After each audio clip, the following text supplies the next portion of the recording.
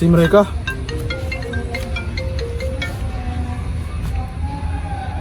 Halo?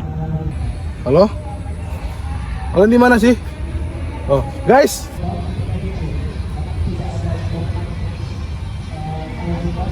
Jadi kita mulai dari mana?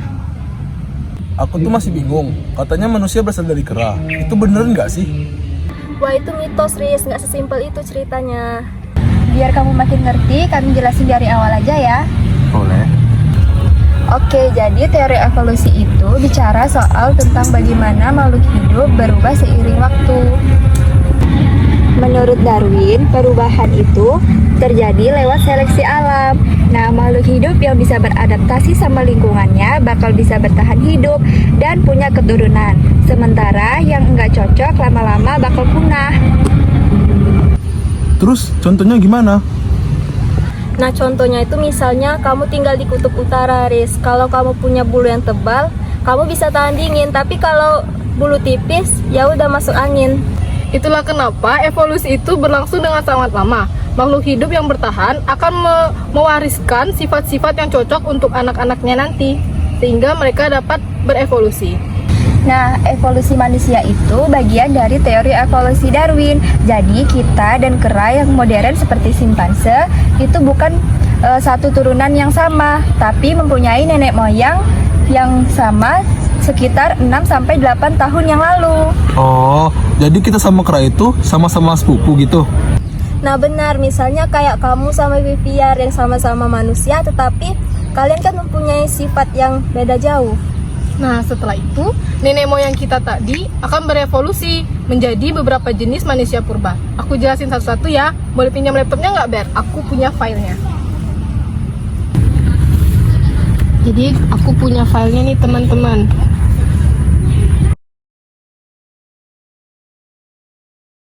Jadi, di sini aku punya gambar nih, evolusi manusia. Dari yang pertama, yaitu Australopithecus.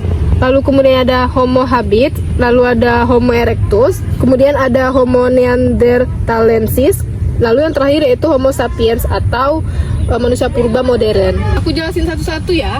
Yang pertama yaitu ada Australopithecus. Mereka ini hidup sekitar 4 juta tahun yang lalu. Mereka udah bisa berdiri tegak, tapi otaknya ini masih kecil. Fosil pertama ini ditemukan pada tahun 1924 di Taung, Afrika Selatan oleh penambang. Lalu ada jenis yang kedua yakni Homo habilis. Homo habilis ini manusia pandai. Mereka hidup di 2 juta tahun lalu dan udah bisa bikin alat-alat sederhana dari batu. Mereka ini ditemukan oleh ahli paleontropologi terkenal yakni Lewis dan Mary. Mereka menemukan Homo habilis pada tahun 1960. Selanjutnya yaitu ada Homo erectus. Homo erectus, mereka lebih canggih dari yang keduanya tadi. Mereka udah bisa berjalan jauh, terus mereka juga bisa membuat api untuk memasak dan menyebar ke berbagai benua. Homo erectus ini pertama kali ditemukan pada tahun 1891 di Pulau Jawa, Indonesia oleh dokter Belanda bernama Eugene Bebois. Ada satu lagi manusia purba yang cukup terkenal yaitu Homo neanderthalensis atau Neandertal. Mereka hidup sekitar 400 tahun sampai 40 tahun yang lalu, terutama di Eropa dan Asia Barat. Untuk fosil pertama ditemukan pada tahun 1856 di lembah Neander, Jerman. Nah, puncaknya adalah Homo sapiens, ya kayak kita ini. Kita muncul sekitar 200.000 tahun yang lalu. Bedanya, kita punya otak yang lebih besar, bisa berbahasa, dan membangun peradaban. Nah, kalau di Indonesia, fosil Homo sapiens tertua itu ditemukan di Tulungagung pada tahun 1889 oleh Van Rietkotten. Jadi evolusi manusia itu panjang banget ya? Nggak langsung tiba-tiba muncul aja gitu? Iya dong, kita masak mie instan aja itu butuh waktu 3 menit. Apalagi kalau menyempurnakan manusia pasti butuh jutaan tahun. Nah, evolusi manusia itu juga bukan cuma teori, Riz, tapi ada buktinya dari fosil-fosil manusia purba. Nah, betul yang dikatakan Bertika. Berdasarkan fosil yang udah aku tunjukin tadi, dari sanalah para ilmuwan itu dapat melihat adanya perubahan tengkorak dan ukuran otak serta cara hidup mereka yang berbeda-beda. Dan jangan lupa juga dengan bukti DNA, di mana DNA kita dengan simpanse itu memiliki 98% kemiripan.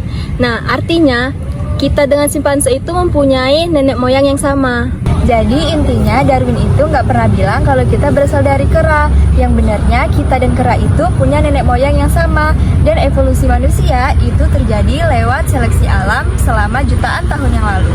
Pokoknya ini cerita panjang perjuangan nenek moyang kita untuk bertahan hidup dan beradaptasi dengan lingkungannya. Oh, aku jadi ngerti sekarang.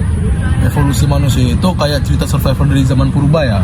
Betul banget, Riz. Sekarang jangan bingung lagi ya, bukan dari kera, tapi nenek moyang bersama. Thanks ya guys, penjelasan kalian keren banget. Chill aja dong, Riz. Kalau ada yang bingung lagi, tanya aja sama Beatika. Paham kan, Riz? Sekarang traktir aku dong. Traktir kami. Hangatnya sudah